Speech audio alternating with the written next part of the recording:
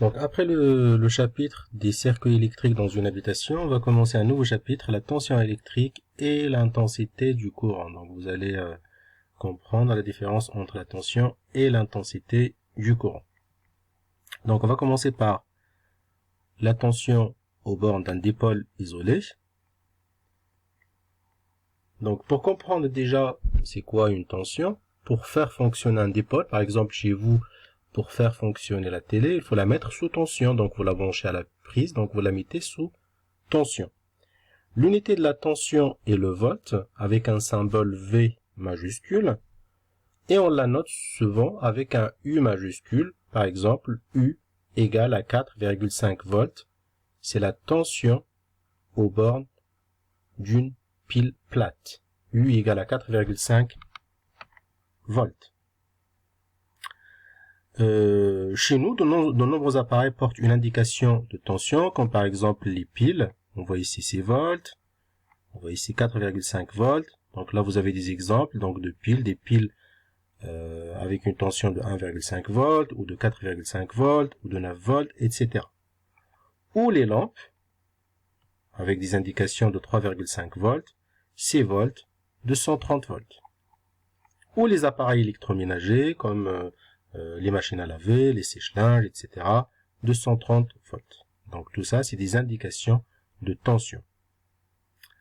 Donc la mesure de la tension aux bornes d'un dipôle isolé se fait avec un appareil qui s'appelle le voltmètre. Comment utiliser donc un voltmètre? Il y a une vidéo pour comprendre comment utiliser un voltmètre. Donc cliquez sur le lien ou copier-coller le lien. Bonjour, dans ce tutoriel, je vais vous expliquer comment utiliser un multimètre en voltmètre pour mesurer une tension.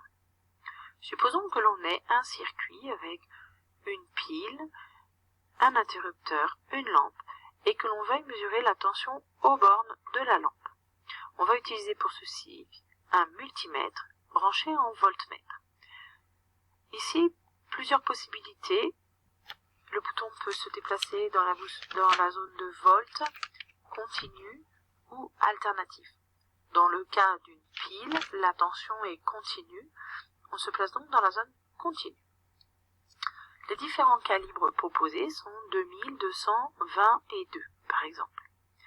2000 signifiant que au maximum, on va pouvoir mesurer 2000 volts. C'est pas le cas en TP. 200, de façon identique, signifie qu'au maximum, on va pouvoir mesurer une tension de... Visualisez donc la vidéo pour comprendre comment utiliser donc un voltmètre. Donc pour mesurer la tension entre les bornes d'un dipôle isolé, donc on connecte la borne V du voltmètre sur les bornes du dipôle et la borne COM sur l'autre borne. Donc en visualisant la vidéo, vous allez comprendre comment utiliser un voltmètre.